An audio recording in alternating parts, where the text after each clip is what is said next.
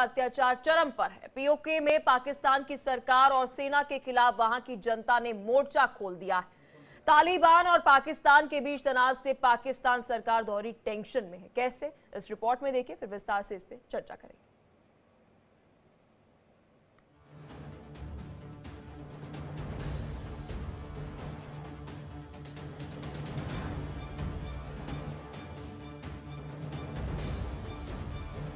पाकिस्तान इस वक्त चारों तरफ से घिरा हुआ है। एक तरफ जहां पाकिस्तान में आंतरिक विरोध चरम पर है, वहीं पीओके में अब एक नई मांग उठ गई, जिससे पाकिस्तान की मुश्किलें बढ़ गई। दुकान बनी हुई है, अपना ब्रांड बेचा जा रहा है। पाकिस्तान सरकार का टेंशन लेवल हाई हो गया है।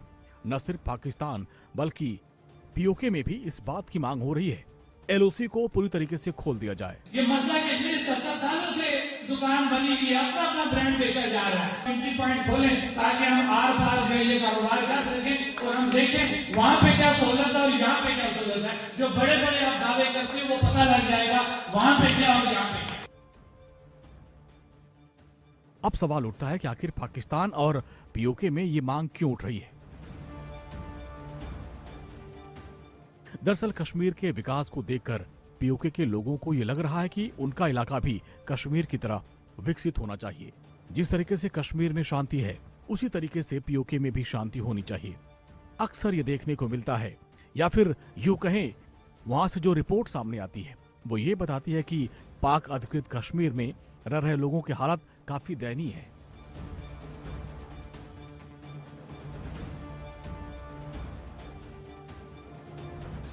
न तो वहां शांति है और न ही आर्थिक विकास है। खबरें तो यहां तक आ रही हैं कि वहां के लोग पलायन कर रहे हैं।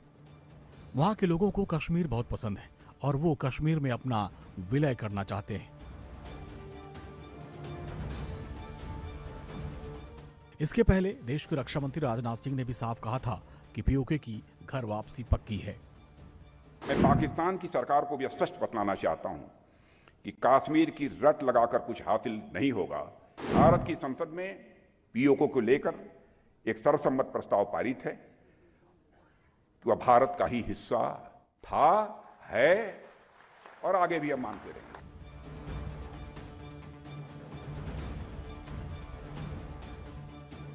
पाकिस्तान जानता है कि उसकी स्थिति ठीक नहीं है। ऐसे में एक तरफ जहां तालिबान से उसकी लड़ाई चल रही है, वहीं पीओके से उठी मांग उस पर दोहरी मुसीबत से कम नहीं।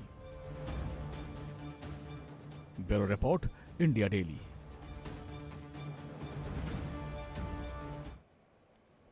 चलिए विस्तार से इस मुद्दे पर करते हैं चर्चा। मेहमान हमारे साथ जुड़ चुके हैं, परिचय आपको करा देते हैं। Retired major general AK Siwach हमारे साथ डिफेंस एक्सपर्ट है, साथ ही retired group captain UK Devnath ji हमारे साथ डिफेंस एक्सपर्ट है। जय हिंद सर, बहुत शुक्रिया आप दोनों का अपना कीमती समय देने के लिए। ग्रुप कैप्टन यूके देवनाथ जी, मैं आपके साथ शुरुआत करूंगी। सर देखिए, आसमान छूती महंगाई, पॉलिटिकल इंस्टेबिलिटी, अब फिर उसके बाद पॉलिटिकल इंस्टेबिलिटी के साथ पाकिस्तान के अंदर डिफेंस के अंदर भी हम कह सकते हैं कि एक बड़ी इंस्टेबिलिटी अफगानिस्तान की तरफ से उनको देखने को मिल रही है। लेकिन इस बीच पीओके में जो गूंज उठ रही है कि हमें जी वापस जो है भारत में आना है, या फिर हमारे दरवाजे एटलीस्ट खोल दो कि हम खुद चुन सकें कि हमें किस कश्मीर में रहना है। जी हाँ, आजादी के बाद से ही पीओके के जो लोग थे वो कभी भी पाकिस्तान की पंजाबी सुन्नी डोमिनेटेड लोगों के साथ नहीं रहना चाहते हैं।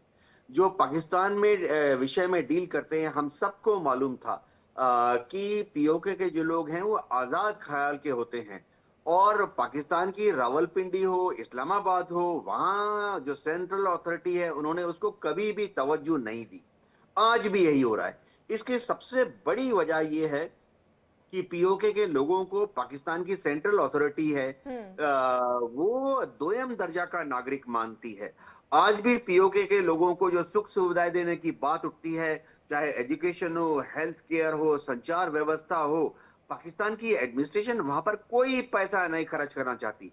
मैं दर्शकों को बता दूं कि आज जो थोड़ा बहुत पैसा पाकिस्तान की सेंट्रल गवर्नमेंट पीओके में खर्चा करती है, दो ही कारणों से खर्चा हो रहा है थोड़ा बहुत पैसा पीओके में।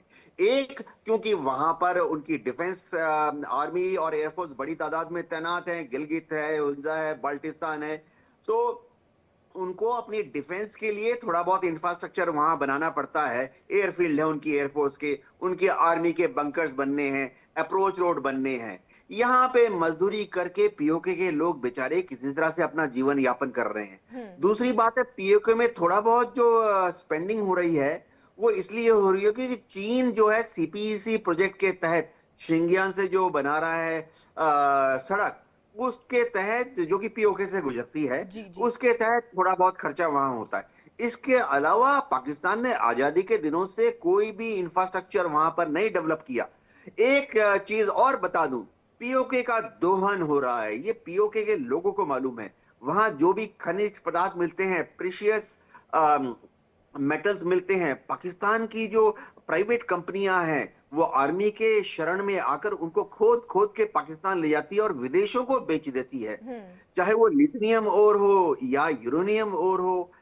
सबसे बड़ी बात, पीओके में जितने भी इन्होंने हाइडल प्रोजेक्ट बनाए उसकी बिजली बनाते हैं पाकिस्तान पीओके में, क्योंकि हाइडल प्रोजेक्ट हैं तो बहुत सस्ते में बिजली बनती है। लेकिन उसकी जब बिलिंग करते हैं पीओके के लोगों के लिए, वो बिलिंग इस रेट पर करते हैं जैसे कि बिलिंग सिंध में होती है, कराची में होती है, लाहौर में होती है। तो पीओके के लोग बहुत परेशान हैं। ठीक है, कि हम 1 रुपए एक ही की बात, 6 रुपए मेजर में जनरल बेच एक रहे ही हैं। बात जी भी हमारे साथ हैं। सर क्या कहना चाहेंगे, क्योंकि देखिए पहली दफा नहीं है, हम अक्सर ये तस्वीरें जो है वो पीओके के अंदर देखते हैं कि वहां पर जो लोग हैं वो आक्रोशित हैं, प्रदर्शन करते हैं, और ये पहली दफा नहीं है कि वो अपनी सरकार के लिए तो प्रदर्शन कर रहे हैं, सेना के खिलाफ भी वहां पे नारेबाजी करते हैं। हाँ बिल्कुल, देखो पलक, सिचुएशन बहुत ही खराब है पीओजे के और गिलगित बाल्टिस्तान में।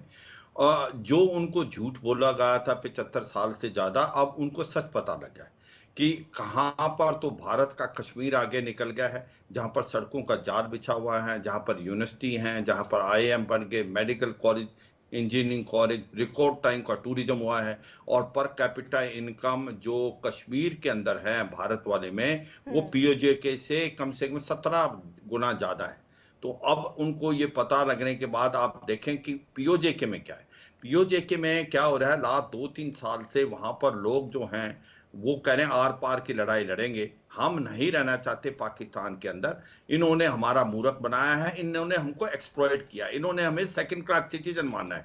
ये जो चाइना पाकिस्तान इकोनॉमिक कॉरिडोर जो सिंगजांग से जा रहा है ग्वादार के लिए, वो गिलगित बाल्टिस्तान से निकलता है, उसके अंदर जितने भी इंजीनियर टेक्नीशियन हैं वो चीनी हैं। और जो बात ग्रुप कैप्टन साहब बता रहे थे कि जो रिसोर्सेज हैं उनको भी एक्सप्लॉइट करके पाकिस्तान अपने यूज करे। अब हुआ क्या है, अब सच्चाई है, लास्ट 2 साल से वहां पर मुजफ्फराबाद, मीरपुर, कोटली, झांकड़, बाग, ददनियाल और पाकिस्तान वाला पुंछ, वहां पर चक्का जाम और शटर डाउन एक स्ट्राइक की हुई है। वो कहते हैं कि हमने पाकिस्तान के साथ नहीं रहना, और पाकिस्तान ने जिस प्रकार से हमें सेकंड क्लास सिटीजन माना है।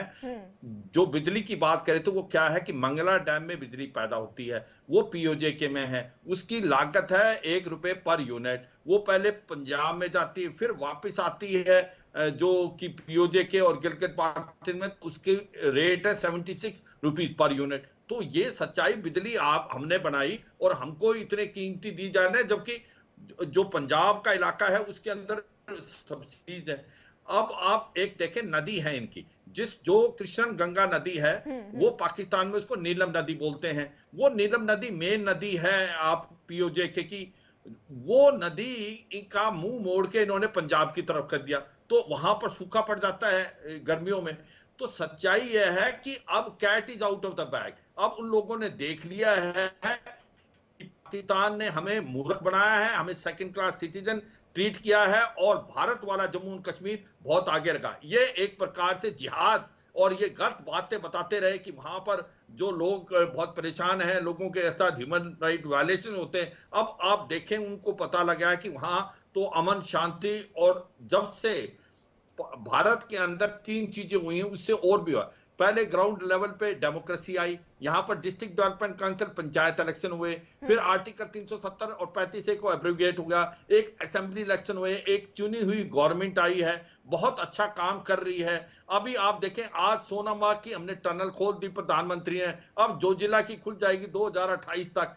अब आप देखें कि पूरा जम्मू कश्मीर जो लेकिन यहाँ वो पर इतना मेजर जनरल नहीं, एके मैं शिवाजी, देखिए मैं एक बात यहाँ पर ऐड ऑन करना चाहूंगी। कई सारे मेरे साथी हैं जो कश्मीरी हैं और उनके रिश्तेदार जो हैं वो पीओजेके में रहते हैं। जब उनके साथ वो फोन पर बात करते हैं और बताते हैं कि किस तरह का विकास जो है वह कश्मीर के अंदर हो रहा है, तो वो अपनी किस्मत को कोसते हैं कि हम क्यों यहाँ रह गए।